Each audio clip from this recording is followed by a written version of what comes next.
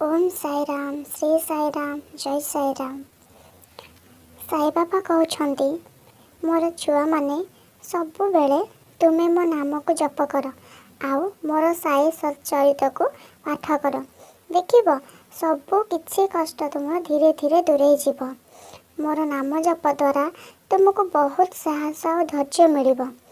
सबु बेले किछि मंत्र पाठ कर जो भगवान को तुम्हें भल पाउच से ठाकुर मंत्र जप कर देखिब भगवान तुमर सबु कष्ट को दूर करदेवे।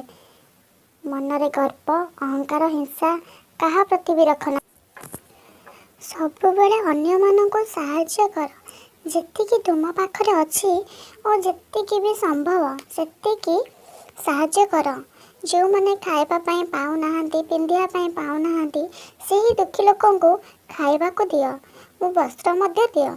तुमको मु बहुत किछि देइछि तुमे माने बहुत किछि खर्च मध्य करूछ।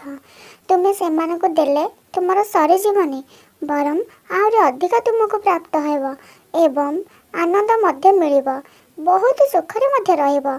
सेथिपाई मु कहे सदा बेले अन्य आखिर लुह पोछ एवं ताको साहाय्य कर साहस और धैर्य मध्य दियो। काहाकू कटु कथा कह नाही काहा उपरे क्रोध करनी।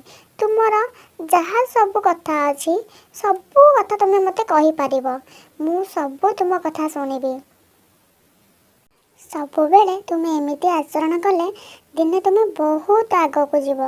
सबु बेले मोर ए कथा को मन रखिबो मु सबु बेले तुम सांगरे अछि आ सबु बेले मोर साई महामंत्र को जप करिबो।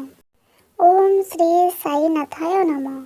यही महामंत्र को सबुदिन 108 थर जप करिबो देखिबो तुमको बहुत शांति मिलिबो।